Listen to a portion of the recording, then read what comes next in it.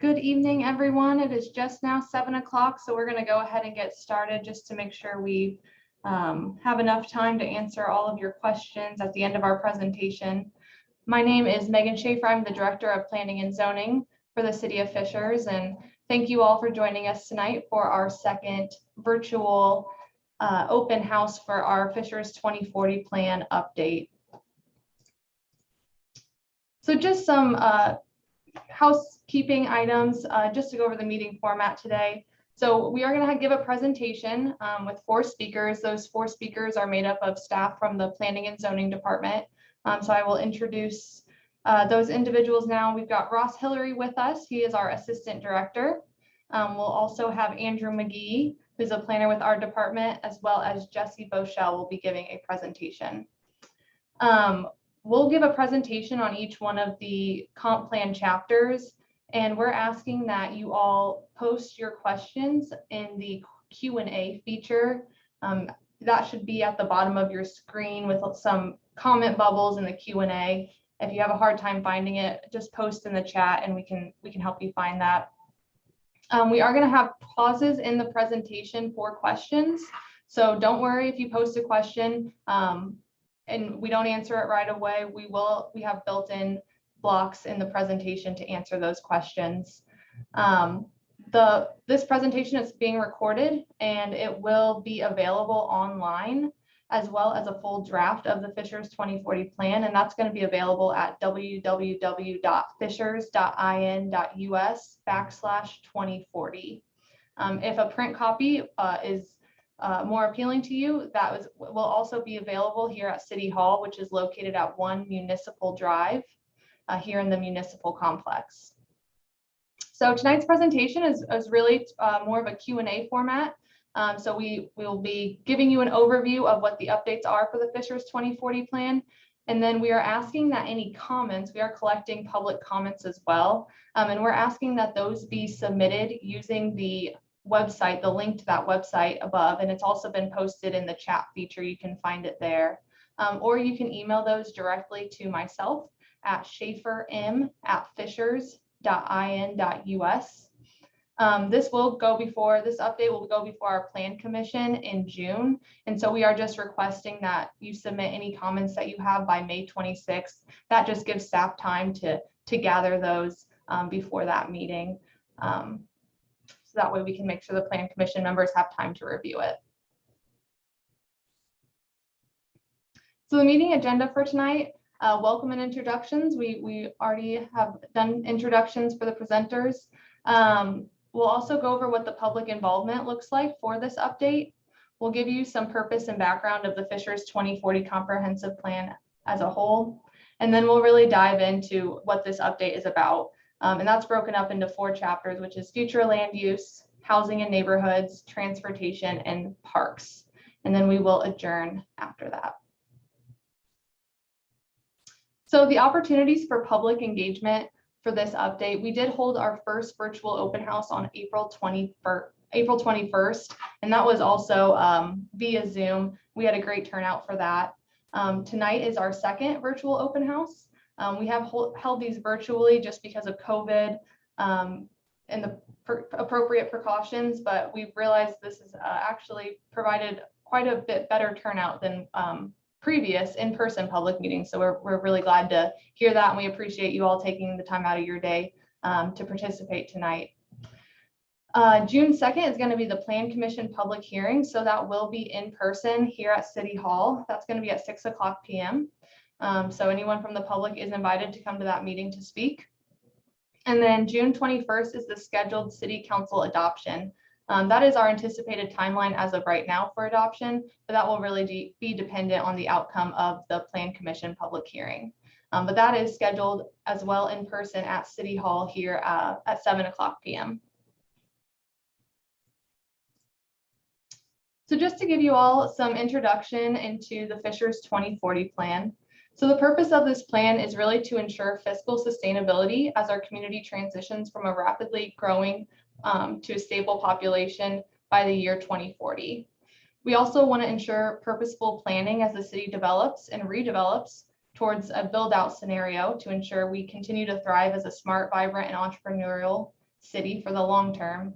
And then really it provides direction and assists decision makers with short and long range choices for improving the quality of life in Fishers. So this is our guiding document for where we're looking at where Fishers wants to go. So the overall vision statement for the comprehensive plan, the city of Fishers is a smart, vibrant, and entrepreneurial city that provides an exceptional quality of life and fosters a culture of innovation and resiliency. So this is a theme that's thread throughout the entire comprehensive plan. A little bit of history on the Fishers 2040 plan. So back in 2015 is when the first steering committee and subcommittees began meeting. During that time, they met over 24 times and put in over 600 hours. There were 63 individuals involved in that process. We also conducted a public survey and held 5 public meetings and 2 open houses. That was really when this plan was first drafted, so there was a lot of public engagement that was put into it at that time. The plan was adopted in June of 2016. Since that time, staff has given annual progress presentations to the City Council and Plan Commission.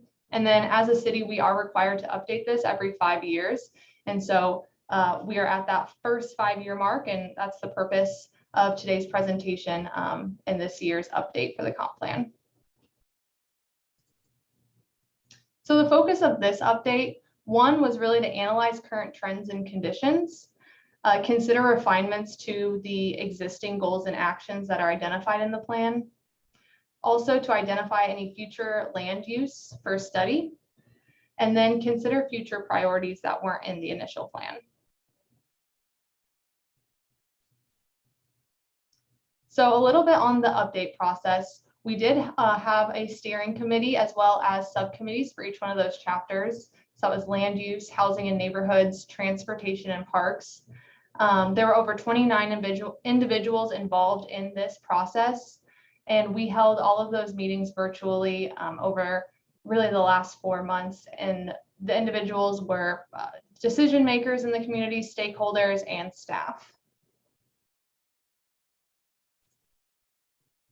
So the Fishers 2040 plan is broken up into 4 main chapters, which we've touched on, which are land use, housing and neighborhoods, transportation and parks. And this is really the bulk of the plan itself.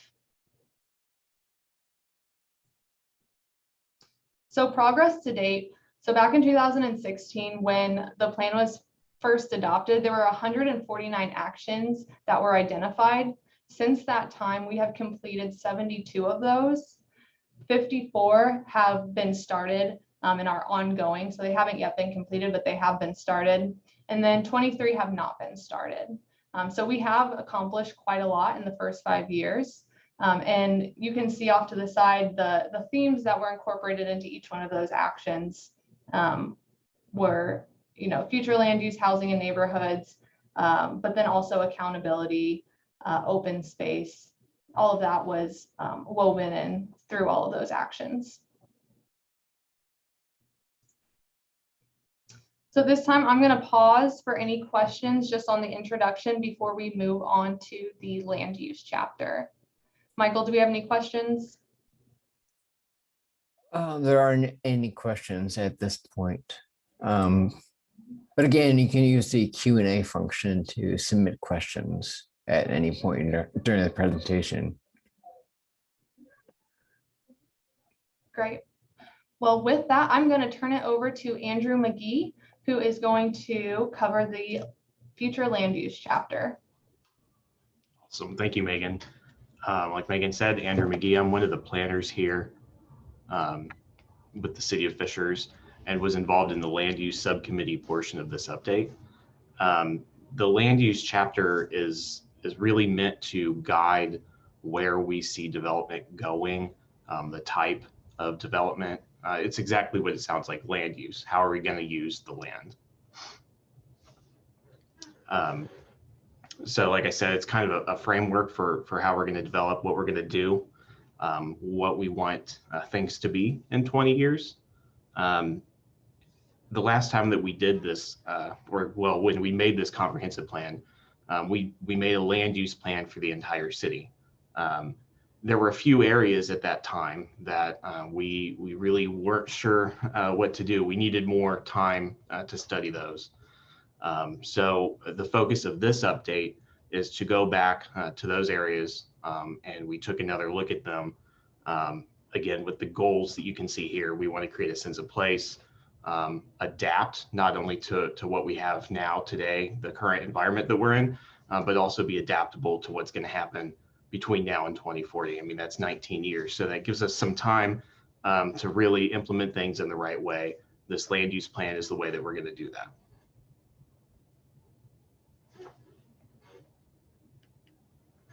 So this is the land use plan. This is the map that we started with back in 2016, and we've made a few revisions to those. The areas that you see that are striped are those areas that we needed to make more decisions on. We needed to put more thought into those.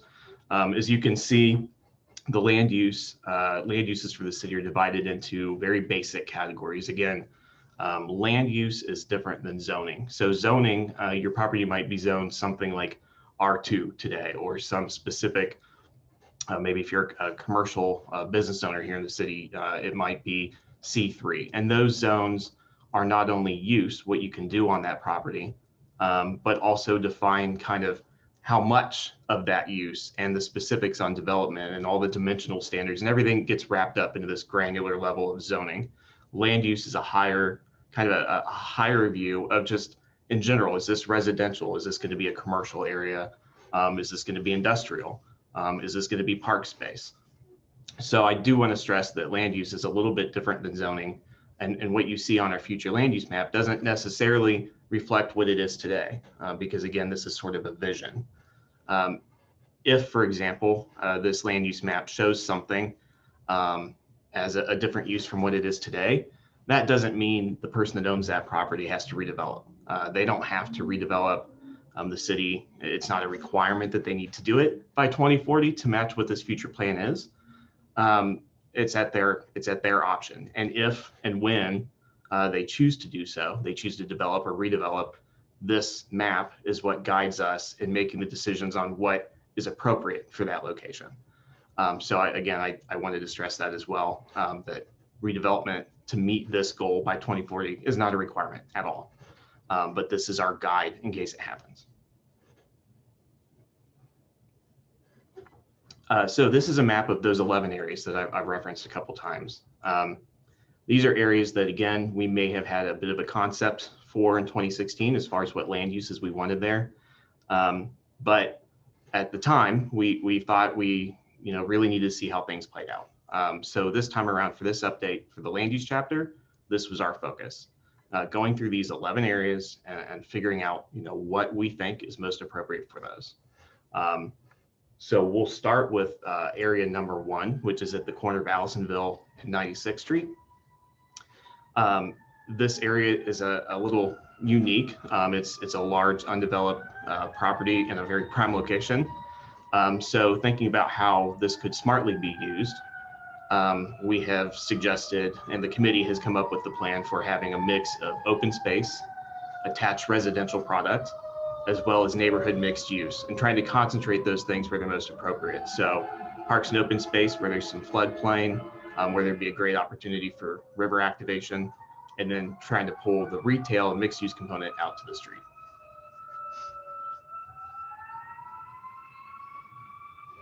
Study area 2 is a little interesting because this area is fully developed today. In 2016, we were still kind of working through the beginnings of the nickel plate code and trying to envision how downtown was going to redevelop in certain areas. Over the time, though, we've really gotten a vision for what this is going to be. So there haven't been a lot of changes here. We are focusing on different types of residential and different scales of residential. So duplexes, single family, trying to mix those in appropriate locations.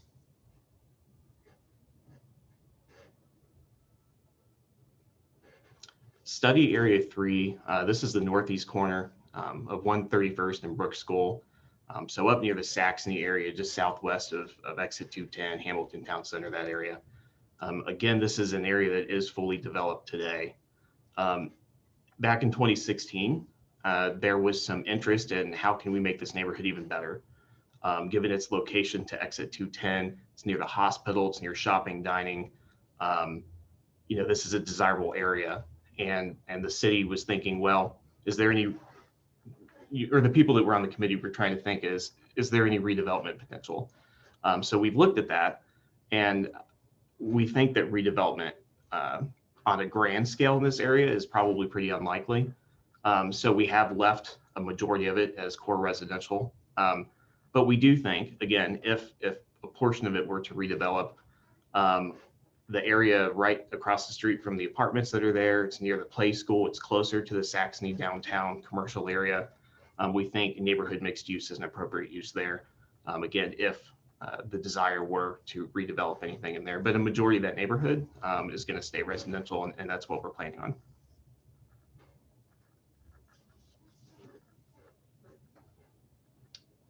The northeast corner of 116th and Hoosier Road, I think a lot of people are familiar with that. It's a wide open space, and it's right in the heart of the community, almost exactly geographically the very middle. So we really thought a lot about this and decided that there should be some sort of residential component. So we have that shown, but we definitely wanted to preserve a lot of this property for park space for the city. And conveniently, this process kind of lined up with some other discussions the city's been having on what our parks assessment, our parks needs are. And Megan will get into that later in the presentation. So we think this is a great piece of land that could create a quality park. So if it were to develop, we would use this as a guiding document for how can we integrate park space in here? What could that end up being? So this is our recommendation for that highly visible area.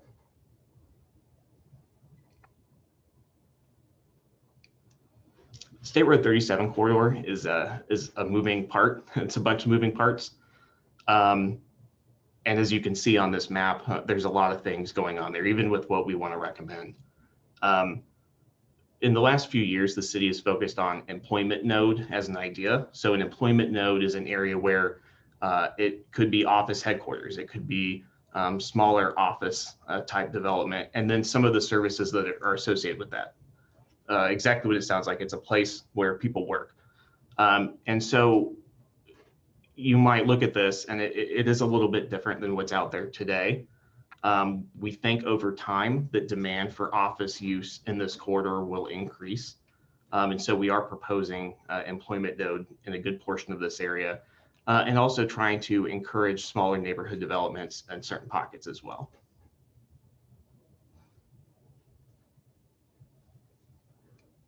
The Indianapolis Airport, 5 years ago, we knew that there was a great opportunity here. Over time, we have worked on a concept plan, and we are starting to kind of execute on that. But we do envision this area being kind of a mix of office and office light kind of exactly what it says, flexible kind of use, the kind of thing that we see in a portion of that area. So this is pretty squared away, and we didn't have any changes really to this area.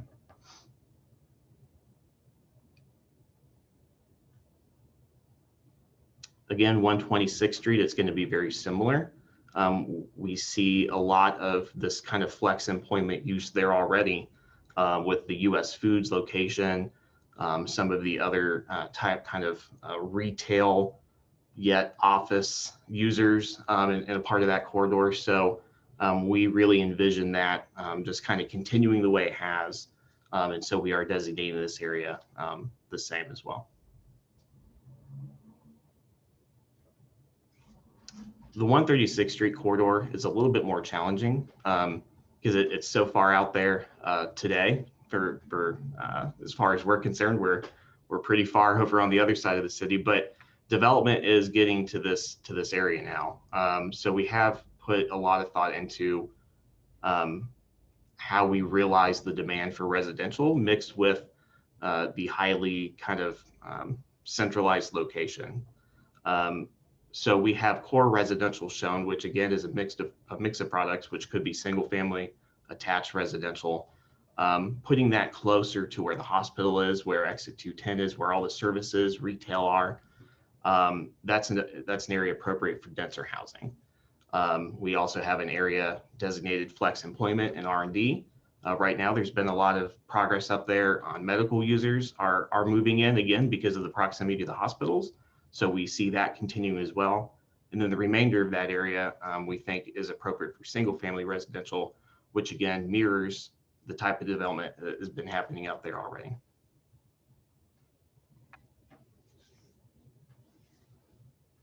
Southeastern and Atlantic Road, area number 9, was identified previously as one of these special study areas because we knew it really had the potential to be something, had the potential to be a place. And this area of town has, I think, less neighborhood type scale stores in close proximity.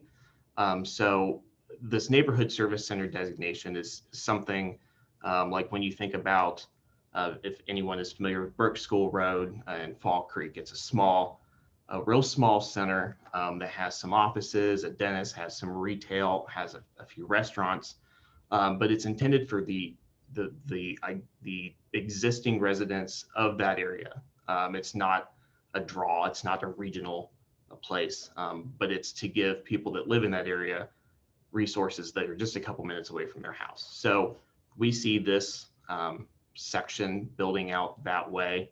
If it were to redevelop, we would like to see uses like that here in the future, especially as some of the other properties in the area are becoming residential. We know that we need an area out there for a little bit of this commercial for people's daily needs.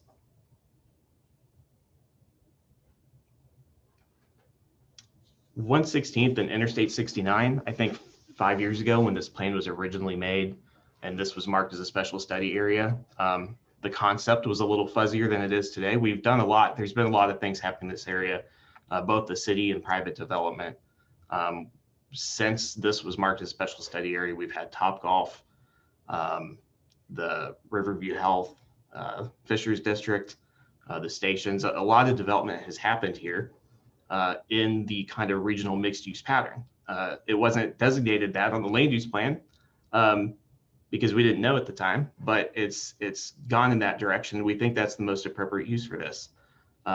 It has great access and there is demand for this type of development with retail, commercial, office, and entertainment all in the same place. So the remaining land in that area, we would like to see it develop in a similar fashion. And the last study area is at the White River and 116th. A good portion of the land along this area of the river is in a floodplain. What do you do with an area if someone were to redevelop, if someone wanted to sell, if someone wanted to buy the property and develop something great there? Really, I think a park, a more river-focused development is appropriate here. So I know that earlier study area 1, we identified a portion of its river area as being park or open space. Now we're a couple miles north on the river and we've got another pocket that I think a park or some sort of river access or a way to activate the river would be great for this location. And then you go a couple miles north and there's Conner Prairie. And I know that there's some areas up there where maybe there's some river access potential. So this would make a really great spot right on 116th, right in the middle of the city to try to tie these things together into some sort of river corridor idea. So that's something that really isn't concrete at this time, but that's why we identified this lot, that if it were to ever redevelop, we would really like to see something related to the river, a park, open space, some sort of amenity for people. So that's all 11 areas. I know that was a lot. And again, that's only a small portion of the entire land use plan. So if you want to see the map in more detail, again, that's in the document, which is available online. As far as the rest of the goals in the chapter, we do have ongoing work to do. We do need to keep up with making sure our zoning matches these land use areas, that the zoning would allow for what it is that the city wants to see. And so we have some more work to do on that. And that's really an ongoing thing. And we also want to create more areas where there's a mix of uses, because it lets you do a lot of things in one place. So we've been really trying to get development to occur in that fashion the last few years, and we're going to keep going in that direction.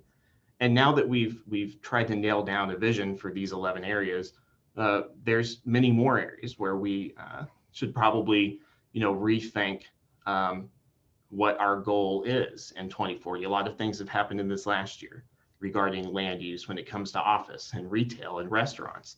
And how is that going to shape some of the areas in town that are so commercial heavy today? So we do need to continue to identify new areas for special study and consideration. And that will be where we're at in 5 years when we do the next update.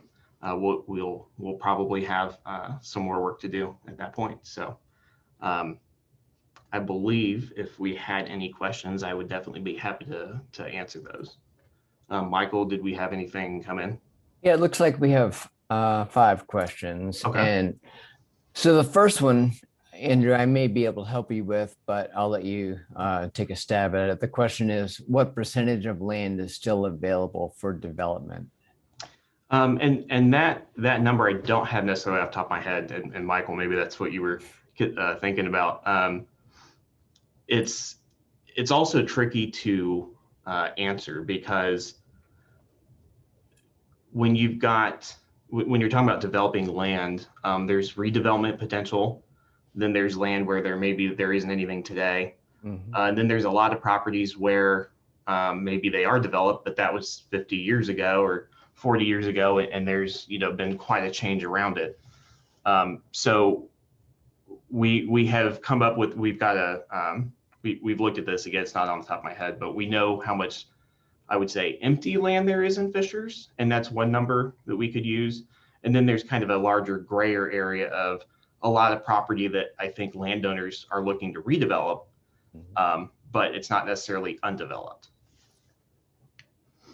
Right. So if you wanted to just look at the undeveloped land that you could do something with, you would also need to take into account like any areas that you couldn't actually build on, like floodway and things like that. There is in the chapter a existing land use for the entire study area, which includes Fishers and any unincorporated islands. And, so if you just look at the agriculture within that area, it's about 7%. If you consider that agricultural land could potentially be developed. And that's 7% of like 25,000 acres. So it's a good number. Another number that I think I have seen recently, and I actually had worked on this a few years ago, and that's why I really should have this number in my head, was somewhere around 11 or so %. And again, that was trying to look at that maybe a large residential parcel of 20 acres. But a lot of people that own those over time like to split them off. And so again, yes, we're somewhere in that 7 to 10, 11% range, really depending on how you define it. Mm-hmm. So there are a couple questions that, I think, Andrew, you may want to clarify the fact that the future land use plan, it's really the city's recommendation about what the city would support if a private property owner or developer wanted to develop their property. Correct. So with that in mind, the first question is back in study area 2, the core residential area. This person, Elijah, is in that area and was asking if there is a plan for that general area. Do you know if there are specific interests? So right now, the overarching plan is what we have shown here, kind of our recommendation land use. So a large area within study area 2 we designated as core residential. And so core residential allows multiple products. It allows what's there today, detached single family homes, but it could also allow attached family homes like duplexes. It could also allow, townhomes or 3-story kind of row type homes, like we're also seeing in that area. So core residential allows for all of that. And the plan is, it's going to redevelop, I think, naturally, which is kind of what's happening now. So if someone lives in their single family home in core residential, that is part of that land use. And if they don't want to sell, if they don't want to redevelop, that's perfectly fine. And that's really what, other areas all considered, that's what the land use plan is. If you want to redevelop, or if the landowner wants to develop, this is our guiding document. If they don't want to redevelop, that's okay. This is, again, a very high level view of where we want to go. It's not super granular when it comes down to this property, but not that one, this one, but not that one. Those are decisions for later, if those decisions ever come up. So I think this next question is on study area 3, 116 in Hoosier. Is there anything in the works there, or is that just kind of the recommendation? Yeah, it's just a recommendation. There's nothing in the works. There's no overarching or specific master plan for that area. It was just, we have this large property at a prime location. And as Megan will talk about later, we plan on continuing to build out our parks network. So we thought, well, this would be a great place. This is an appropriate place. It's a great large piece of land that would allow us to do something great if we have that opportunity. So no, there's no specific plan. It's really just trying to answer the what if it were for sale, what could go there. So we're just kind of thinking through that.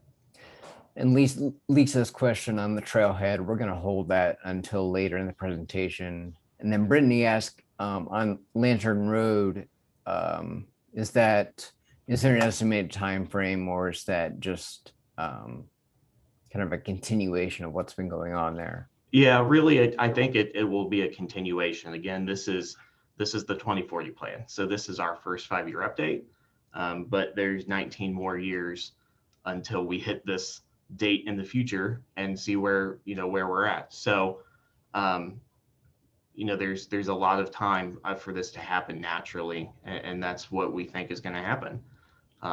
Just like you've seen, just like is happening in that area right now. There is no set date in a couple years where something else big is going to happen. That's it's really just going to be what's happening right now. Thanks. So let's go ahead and move on.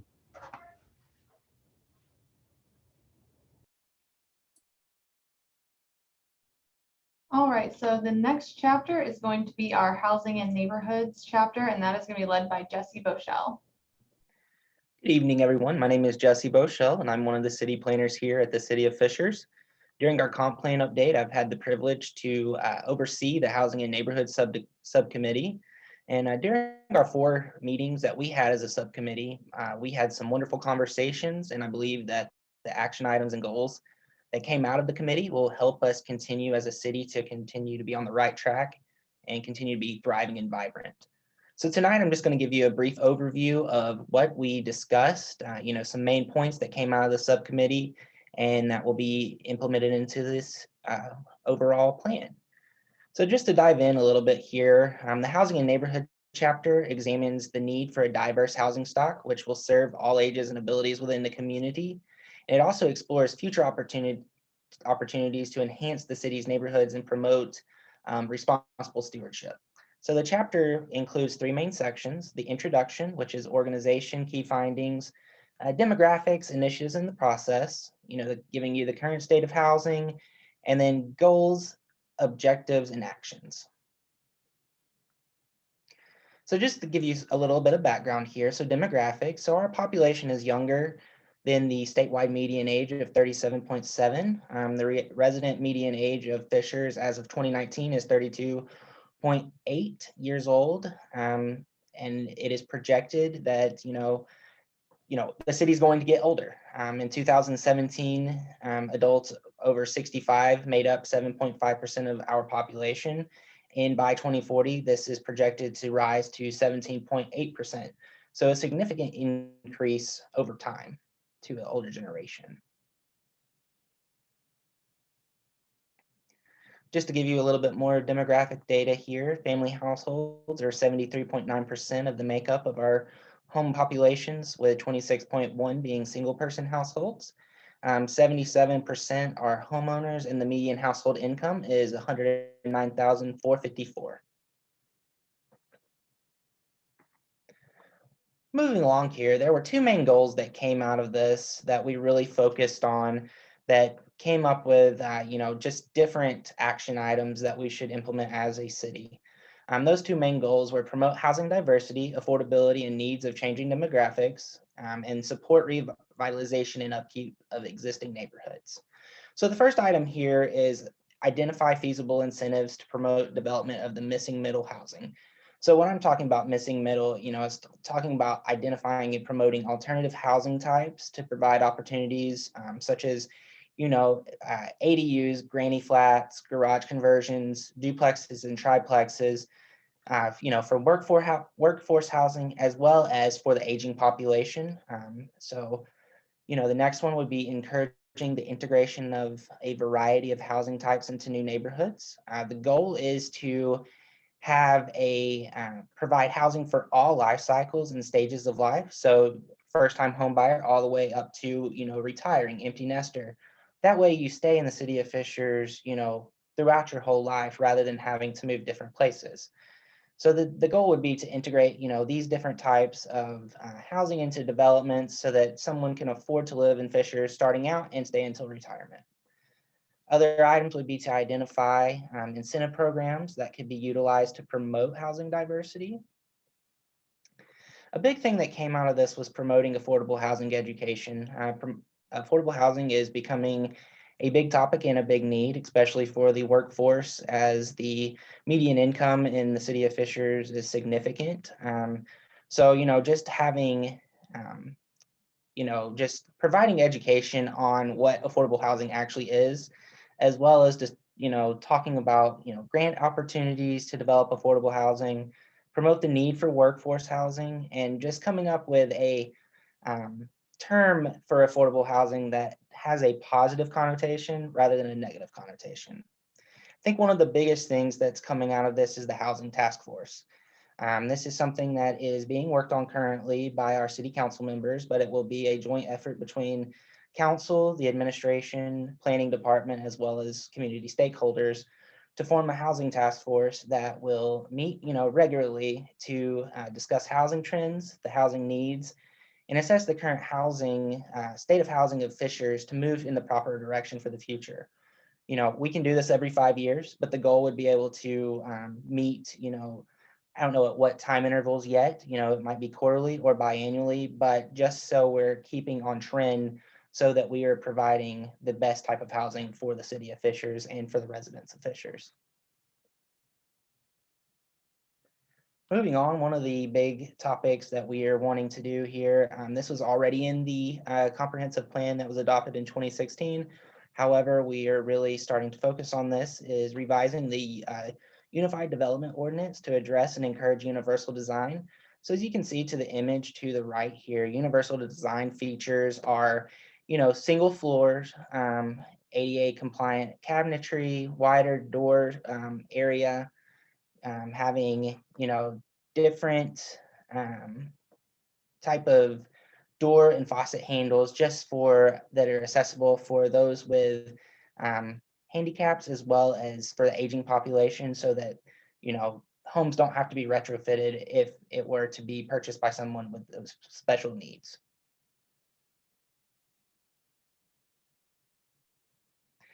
The second goal was support revitalization and upkeep of existing neighborhoods.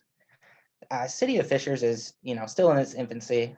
There are some older parts of Fishers, that have homes that are from the 1960s, 1950s, but overall it's a young city. But as we get older, the goal would be to expand the matching grant program to the built environment. Currently, those funds are more utilized for beautification for subdivisions. HOAs can apply for those and get, grant money for trees, that sort of thing.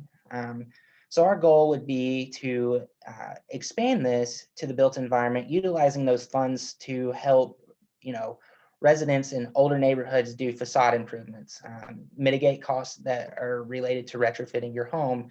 Maybe that's for, more sustainable building materials or sustainable systems for your home, or for, the need for accessibility as you get older, or for special needs. Or expanding it to mitigate costs to repairs needed to keep the homes thriving and vibrant. The second thing here is to work with HOAs, homeowners, and landlords to identify needs in existing neighborhoods.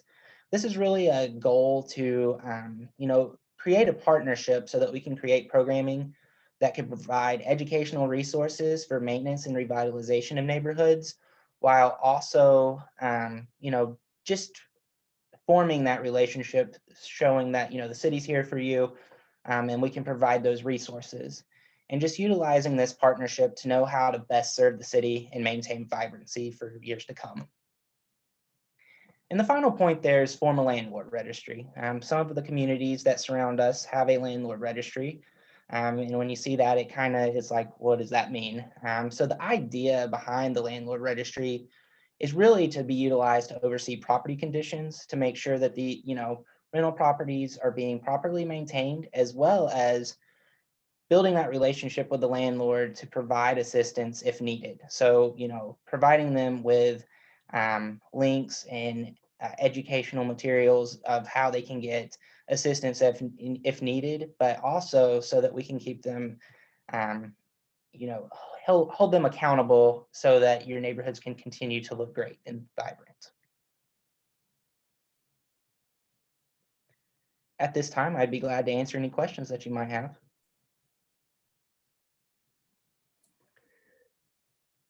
So Jesse, it looks like there aren't any questions currently on the housing section. Lisa submitted one, but then I think you answered it on one of your slides. And then there was another question submitted by Elizabeth that I believe Ross answered directly. Okay.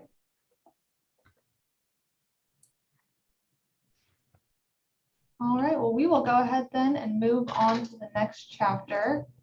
And if any questions come up, we'll also have time at the end of the presentation to answer any overall questions. So if something comes up with housing or land use, feel free to put it in the Q&A and we'll answer it at the end of the presentation.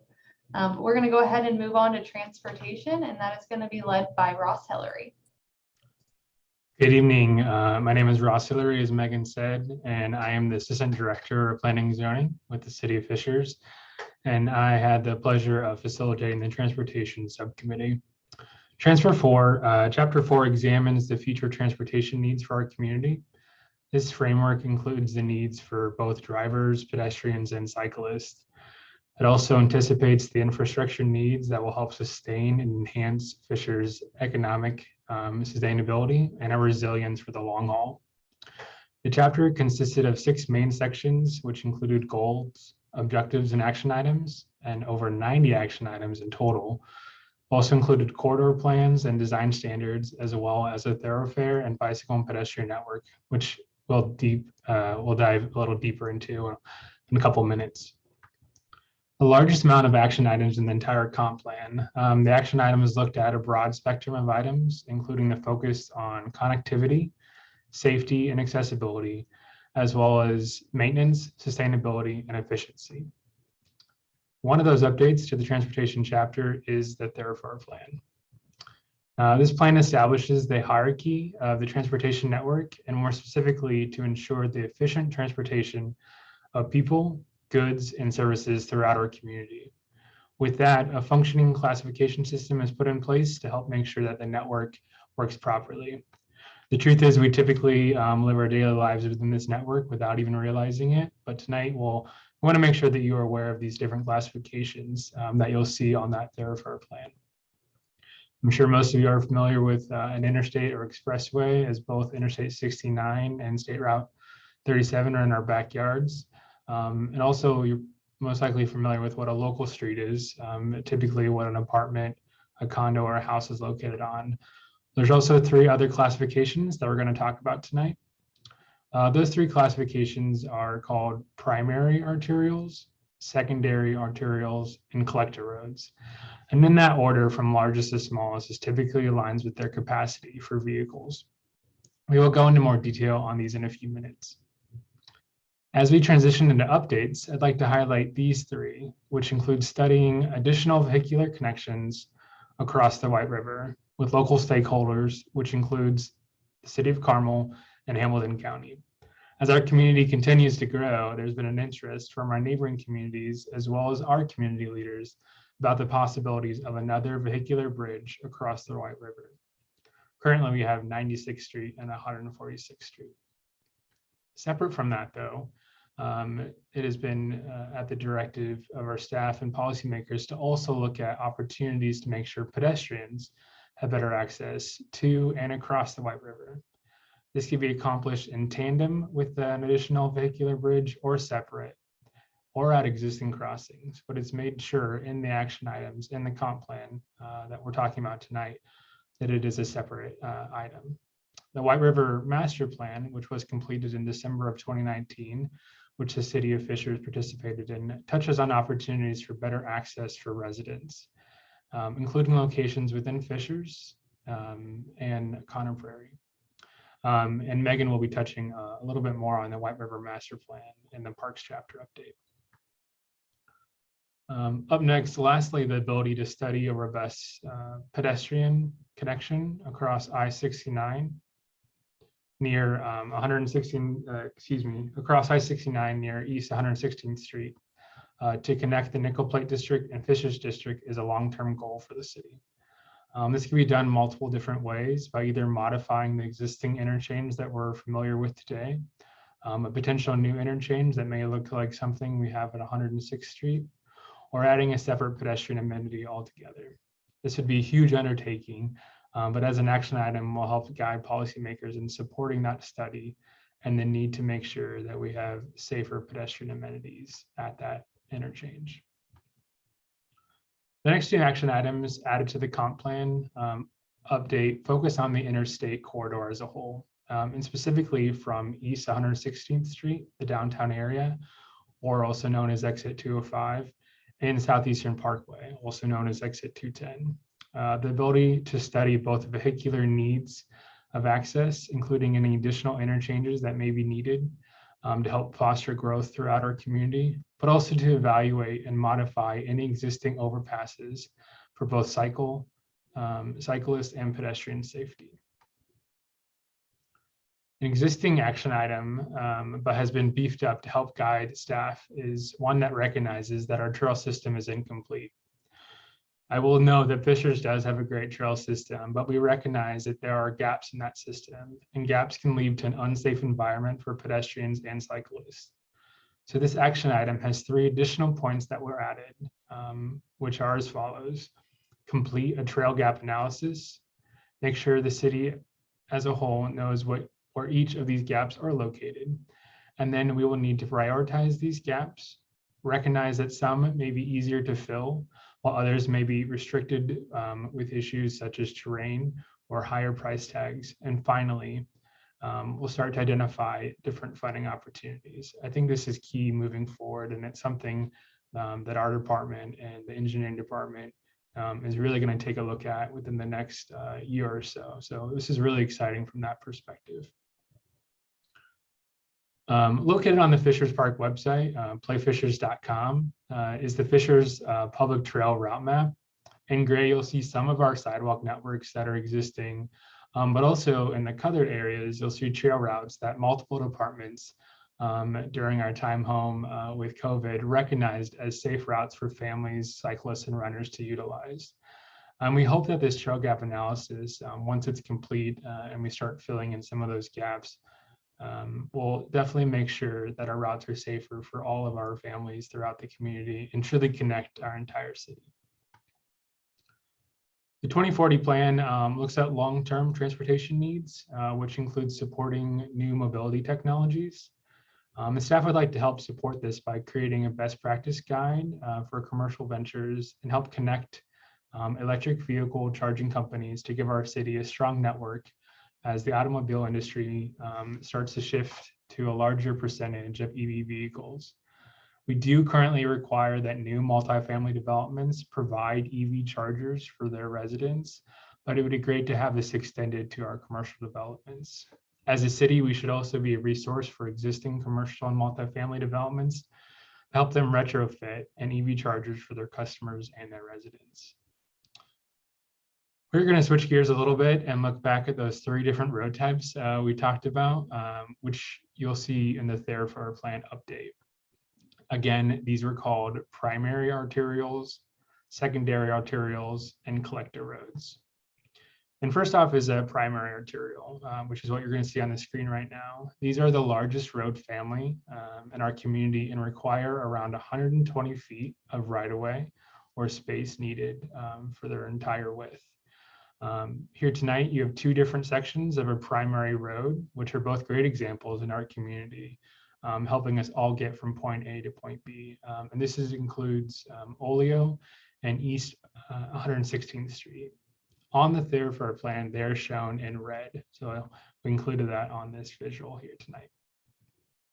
Second is a secondary arterial, and these are slightly smaller than the primary and are typically need around 100 feet of space or right of way.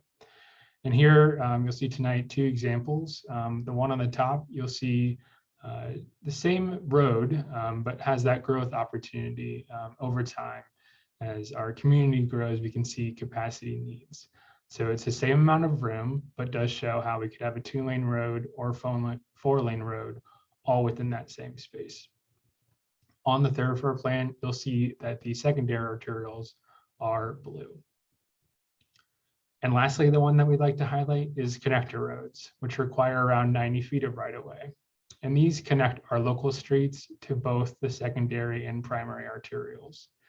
Here tonight, we have 2 examples of both Hoosier Road and USA Parkway, which are slightly smaller roads, and both of these have a classification and typically the same capacity, but could be built differently, as you see tonight. On the thoroughfare plan, these are marked in green.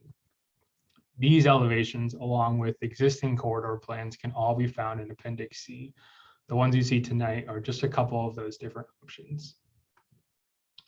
This slideshow updates to the thoroughfare plan. Anything that you see here tonight is bubbled, that is new, and is a change from what we originally had in the 2016 update. You'll see major updates along the 37 corridor as we've all kind of lived through that construction together, as well as intersection realignments and roundabouts throughout East Fishers as we continue to grow. This plan also shows some potential new roads and possible interchange off I-69, which was included in the 2016 update. I will admit that this visual here can be hard to see. I would encourage everyone to visit that website, which is www.fishers.in.us/2040, to really dive deep into that thoroughfare plan visual that we provided, and feel free to give us additional comments back. Again, as I stated, the intersections are there, and then the ones that are bubbled are the ones that are updated.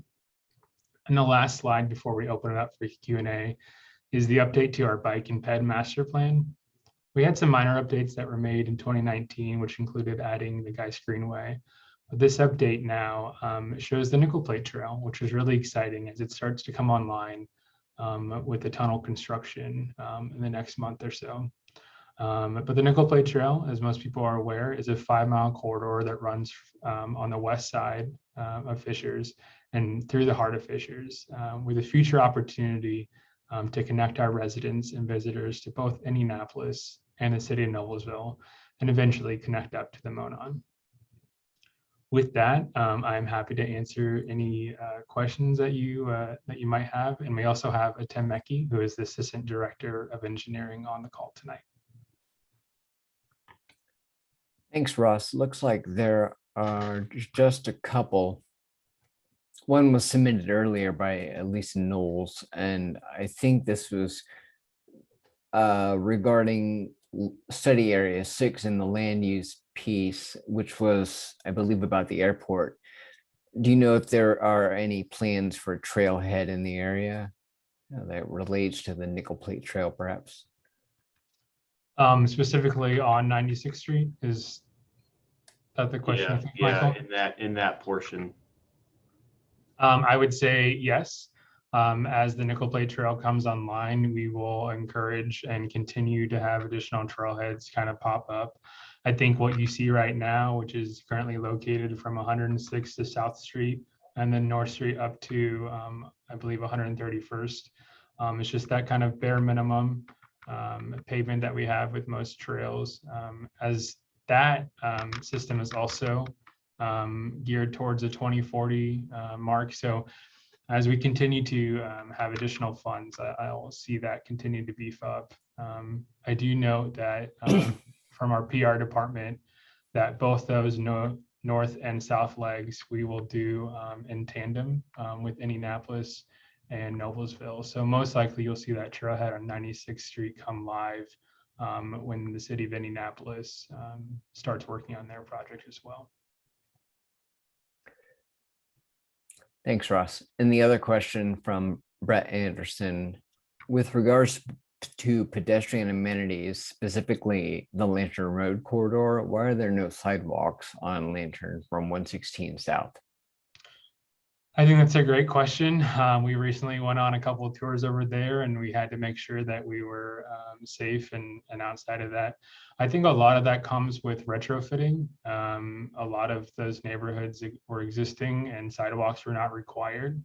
I think if residents were to contact their city councilors and said that this is a priority, I think the city could make that understanding that some of these areas may need pedestrian amenities sooner than if the area was to redevelop. I think to Andrew's point earlier, we'll continue to see Lantern Road develop. And with that requirement, each development would be required to provide those pedestrian amenities. But I think that's a really good point on some of these areas that are a little bit older where those particular amenities were not required. I think it's a great opportunity for that resident to reach out to their city councilor and to state that. So you're saying that at the time that those areas were developed, it wasn't required that sidewalks were put in, but the standards today would require it. So if they happen to redevelop, you're saying that they would Yes, that is correct. They'd be required to put that in. Yeah, any residential neighborhood within the city of Fishers is required to have pedestrian amenities. And the opportunities in the Nickel Plate district have been even beefed up more, wider sidewalks or trails from that perspective, and just require a more heftier pedestrian amenity. But unfortunately, from that perspective, it is something that comes online with the redevelopment. Thanks. Let's see, Lisa has a question. Is extending 106 through Heritage Park an option for the White River crossing? So Tem, you may be able to answer this. I don't believe that they have started looking at any potential location for a crossing with the White River. I think it's just noted that as we continue to grow, as well as our neighbor to the west, Carmel, I think there's just a need for that or desire from policymakers, but I do not believe any locations have been studied at all. So what this goal does in adding it to our comprehensive plan is to kind of direct policymakers to start doing that study. Anything like that, a large new road construction project would have ample opportunity for public input from that perspective. But to answer your question, there has been no location decided yet. I believe the study has not been started. And this question is now about South Village, which is a newer development. Are you aware of that? Yes. Yep. It has large gaps in the sidewalks there. So with that, how did that come to be, and would they have to change that? So again, and I believe the question is about the South Village of Nickel Plate. each lot individually, when it's redeveloped, is putting in those amenities. So I think, again, that's a valid point as to the comment earlier about trails, gaps and sidewalk gaps. As of right now, we do not require individual single-family homeowners to put in a trail where there is not right now. It would need to be a city-led initiative to go through on each one of those properties and put that in. So I think, again, with that South Village area, as Andrew made that point, we'll consider to see that development, and with that, we'll continue to see additional pedestrian amenities added. And if I tack on just a second Yeah. there, and there's a couple other areas that, one of our goals is to do this specific gap assessment and identify areas where maybe there won't or is not anticipated to be redevelopment. And then that's where it comes into, who owns that property, how can we fill in those gaps, intentionally trying to drive that improvement. So the need for the gap assessment, is there to help us identify how we can fill each of those gaps, because each gap could be a different situation that led to why it is the way it is. Thanks, Andrew. Thanks. So it looks like we're doing pretty good on time, and there are no more questions for the transportation section. So Megan, you want to move on to parks? Yeah, great questions tonight. We will move to our final chapter, which is our parks chapter. And our park system is really a major component of Fishers' cultural identity and an important contributor to the community's vibrancy. So this chapter does summarize our parks and recreation facilities plan that provides guidance for the many facets of our park system. So the chapter is broken up into 4 main sections. The first is a community needs assessment that was completed back in 2016 that took a look at, what areas of the city are missing parkland currently, where is that need for additional green space or parkland. A land acquisition analysis was also done to see which properties may be feasible for future parks. It also included park design, so that was of existing parks and then also future parks, and then goals, objectives, and actions for the overall parks network. And those goals, objectives, and actions really focus on accessibility, mixed use, sustainability, vibrancy, safety, collaborative, and quality. And you can see here is an image of our newest park, the Agri Park, where is being used as an urban farm. So some key findings and initiatives. One of the key findings was that additional parkland is needed. So this is the Fishers 2040 plan, as we've emphasized. And so as the population grows, we'll want to maintain the current population to parkland ratio. And so we will need to acquire additional parkland by the year 2040 to continue maintaining that ratio. We also want to make sure that our park system is connected to the natural amenities. So we mentioned the White River Master Plan. How can our park system interact with those natural amenities that exist today? And then ensuring that our parks are designed for all users. So making sure that they are targeting all ages, all demographics, all abilities, and incorporating that also into our promotion and programming. So this is an image here shown of our This is Fishers lifestyle blog website. So if you haven't checked that out, I encourage you to do so. It has great information on not only businesses and recreation opportunities around Fishers, but also great information about the parks programming events. So here's a map of our park system today. We do have over 770 acres of parkland. This includes the Agri Park that I mentioned, also the new Geist Waterfront Park, which breaks ground this Friday. And then additionally, we've talked about the Nickel Plate Trail, which in addition to being a pedestrian amenity, it is considered a linear park. So that is also included in our parks network. So going into the goals that this subcommittee did identify for this update, the first was to plan for future parks and recreation facilities. So one of the objectives to complete that goal would be assess the feasibility of a dog park. That's been high in demand as dog ownership is growing in popularity. So looking at areas of Fishers of where we can have a city dog park. We also identified that there was a need in North Central Fishers for additional parkland. So that's currently where we're lacking in green space or city-owned parkland. So Andrew had talked about that 116th and Hoosier property, which was a great location for some open space. So really taking a look at where in North Central Fishers those opportunities exist. Also pursuing land off the Nickel Plate Trail for pocket parks.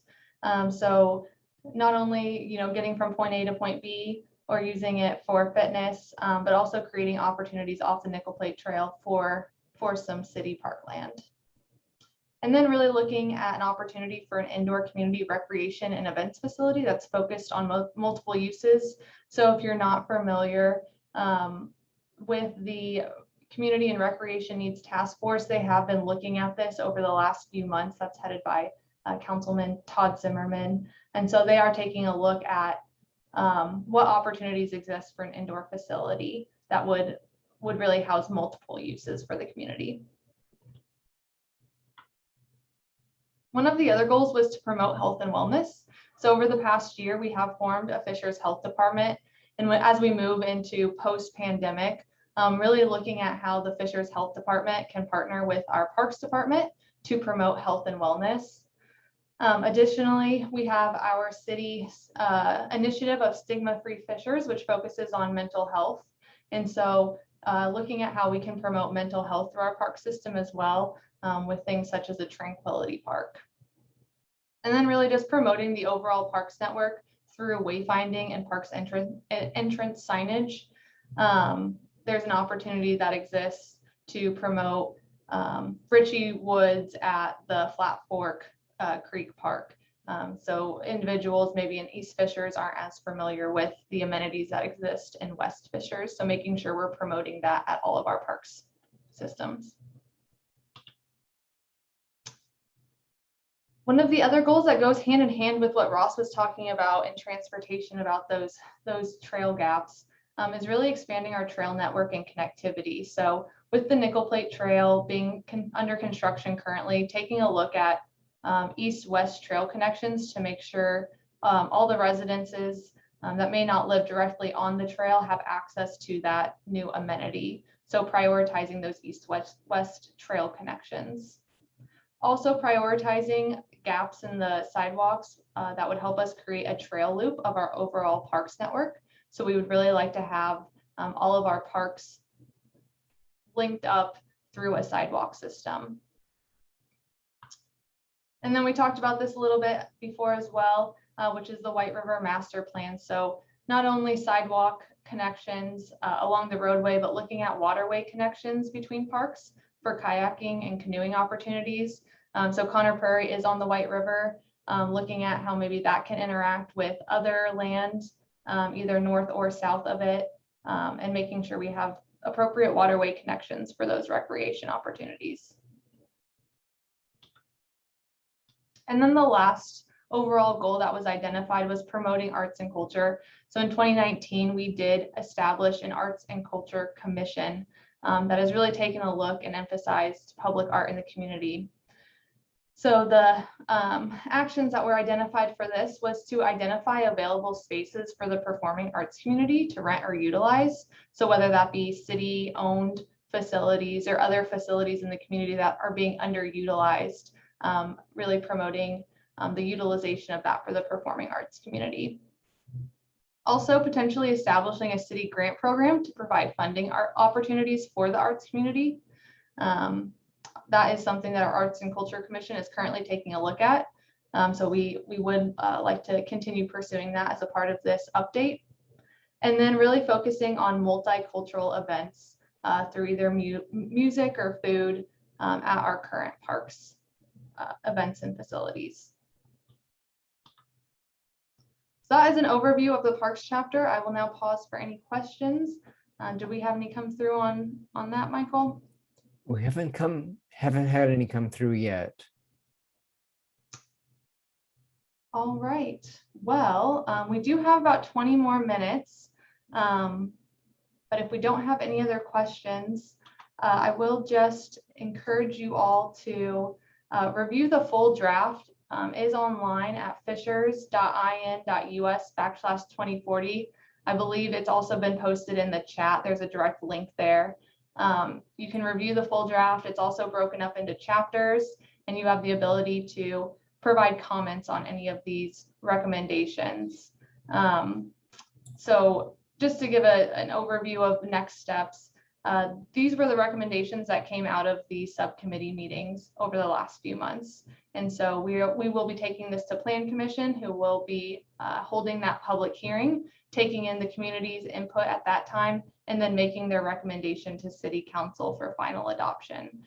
So if you do have comments, we encourage you to submit those using that link, or you can email them directly to me using the email shown here. And we just request that those comments be provided by May 26th, really just to give staff some time to organize them before going to Plan Commission. So Megan, there has been a question, actually two, and I think they're may be talking about the same thing. One was submitted through the chat and one was on the Q&A. The question in the chat is the city interested in acquiring wooded land, much like the undeveloped land at 96 and Allisonville? Yeah, so I might ask, we have our Parks Director on the call as well. There are many factors we take into consideration when looking at land that we're going to acquire. So wooded land could be a potential. It really depends on the location of it. You know, many factors with that. But Sarah, I don't know if you have anything to add on that question.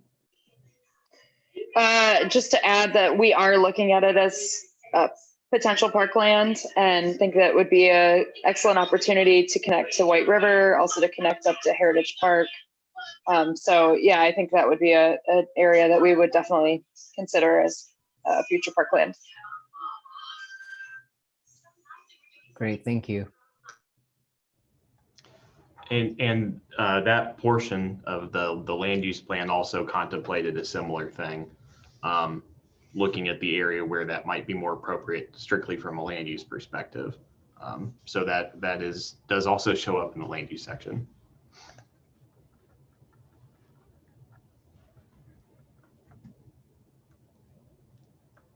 All right. Well, I really appreciate everyone coming out tonight, taking time out of your day to listen to this presentation. If you have any questions, feel free to reach out to us directly. All of our information is on the public website.